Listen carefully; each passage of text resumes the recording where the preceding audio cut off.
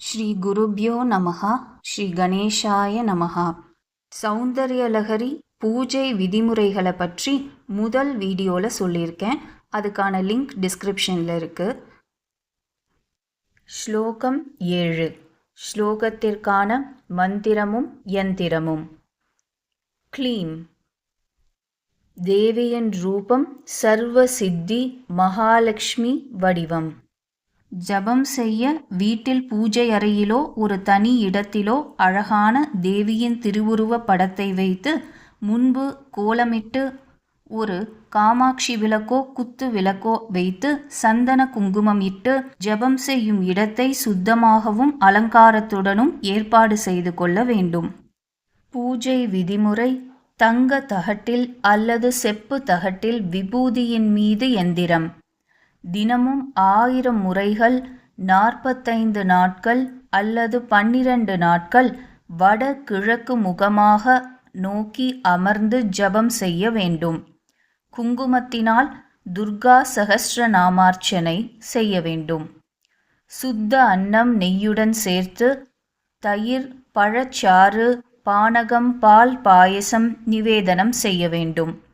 பலன்கள்: அரச வர்க்கத்தினர் முதல் யாவரையும் வசியம் செய்தல், எதிரிகளை வெல்லுதல்.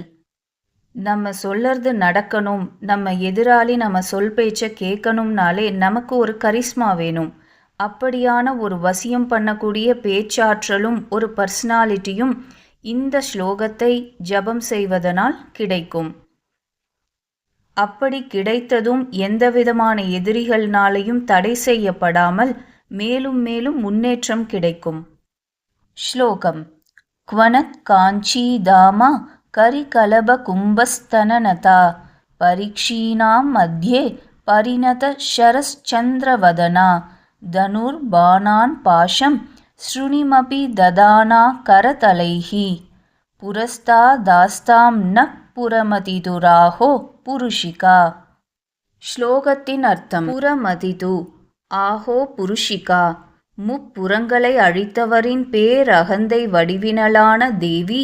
க்வனத் காஞ்சீதாமா, கிளு கிளுக்கென ஒலிக்கின்ற மணி சிலம்புகள் கொண்ட இடுப்பு சங்கிலியை உடையவளாக.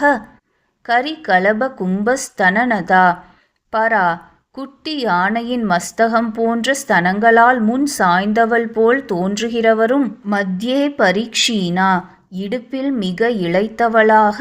பரிணத சரஸ்சந்திரவதனா, நிறைவடைந்த பூர்ணனான சரத்காலத்து சந்திரன் போன்று முகம் உள்ளவளாக.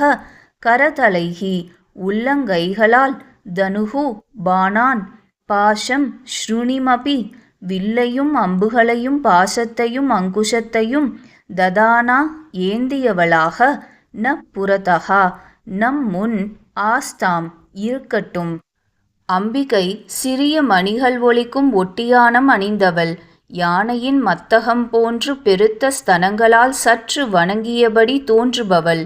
சிறிய இடை உள்ளவள். சரத்காலத்து பூர்ண சந்திரன் போன்ற திருமுகம் உள்ளவள். வில், பாணம், பாசக்கயிறு, ஈட்டி இவைகளை 4 கைகளிலும் தரித்தவள். இத்தகைய அகங்கார சிவசக்தி ஸ்வரூபிணியான பரதேவதை எங்கள் எதிரில் நின்று காட்சி அளிக்கட்டும்.